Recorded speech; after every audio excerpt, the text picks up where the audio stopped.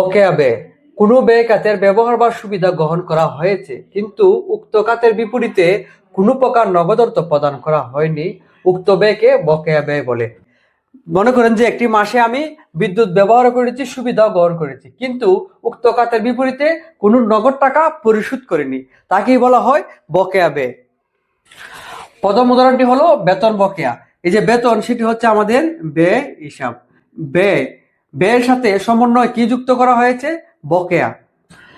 এই যে বেতন, এটি হলো আমাদের ব্যয় হিসাব, ব্যয়ের সাথে সমন্বয় যুক্ত করা হয়েছে বকেয়া হিসাব। তাহলে বকেয়া বেতন, এই সম্পূর্ণটি হচ্ছে আমাদের কি? সমন্বয় হিসাব। সম্পূর্ণটি হলো আমাদের সমন্বয় হিসাব। আর শুধু বেতন, সেটি হচ্ছে আমাদের মূল হিসাব। যদি কোনো ব্যয় বকেয়া থাকে সেক্ষেত্রে মূল হিসাব হবে ডেবিট, অর্থাৎ বেতন হিসাব ডেবিট এবং সমন্বয় হিসাব হবে ক্রেডিট। সমন্বয় হিসাবটি হলো বকেয়া বেতন হিসাব ক্রেডিট। তাহলে একসাথে বিষয়টি দেখে নেওয়া যাক। সেক্ষেত্রে বেতন ও ভাড়া, সেটি হচ্ছে আমাদের মূল হিসাব, এবং বকেয়া বেতন বা বকেয়া ভাড়া হিসাব, সেটি হচ্ছে আমাদের সমন্বয় হিসাব। সেক্ষেত্রে যাবে হবে মূল হিসাব ডেবিট এবং সমন্বয় হিসাব ক্রেডিট। মূল হিসাব কি? বেতন বা ভাড়া খরচ হিসাব ডেবিট এবং বকেয়া বেতন বা ভাড়া হিসাব ক্রেডিট। তারপর বকেয়া আয় বিষয়টি নিয়ে ধারণা লাভ করা যাক। বকেয়া আয় সেটা হচ্ছে চলতি সম্পদ। পণ্য বিক্রয়, সেবা প্রদান বা সুবিধা প্রদান করা হয়েছে, অর্থাৎ আয় অর্জিত হয়েছে কিন্তু নগদ অর্থ প্রাপ্ত হয়নি বা আদায় হয়নি, উক্ত আয়কে বকেয়া আয় বলে। তাহলে প্রিয় শিক্ষার্থীরা, এই যে বিনিয়োগের সুদ, সেটি হচ্ছে আমাদের আয় হিসাব। তার সাথে সমন্বয় বকেয়া কথাটি যুক্ত হওয়ার পরিপ্রেক্ষিতে এই সম্পূর্ণ হিসাবটি হবে সমন্বয় হিসাব। সম্পূর্ণ হিসাবটি কি হবে?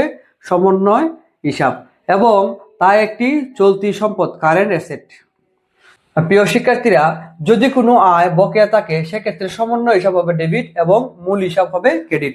তাহলে সমন্বয় হিসাব কি? বকেয়া বিনিয়োগের সুদ হিসাব ডেবিট এবং মূল হিসাব মানে বিনিয়োগের সুদ হিসাব ক্রেডিট। বিষয়টি এক নজরে দেখে নেওয়া যাক। বকেয়া বিনিয়োগের সুদ সমন্বয় হিসাব এবং বিনিয়োগের সুদ মূল হিসাব। তারপরে হবে বিনিয়োগের বকেয়া সুদ হিসাব ডেবিট এবং বিনিয়োগের সুদ হিসাব ক্রেডিট। বকেয়া আয় ব্যয় বিষয়টি এক নজরে দেখে নেওয়া যাক।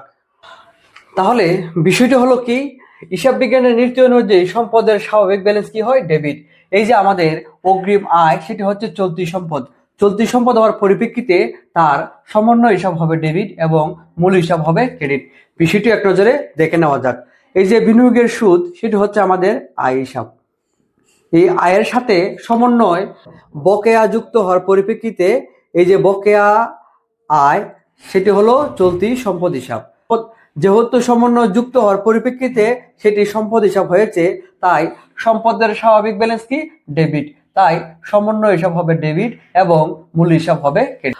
অন্যটি হলো হিসাব বিজ্ঞানের নীতি অনুযায়ী দায়ের স্বাভাবিক ব্যালেন্স কি হয়? ক্রেডিট। এই যে বকেয়া ব্যয়, সেটি আমাদের চলতি দায়, সেক্ষেত্রে আমাদের মূল হিসাব হবে ডেবিট এবং সমন্বয় হিসাব হবে ক্রেডিট। বিষয়টি কেন? এই যে বেতন খরচ, সেটি হচ্ছে আমাদের ব্যয় হিসাব। উক্ত ব্যয়ের সাথে সমন্বয় বকেয়া যুক্ত হওয়ার পরিপ্রেক্ষিতে এই দুটি হিসাব মিলে হলো আমার কি? চলতি দায় হিসাব।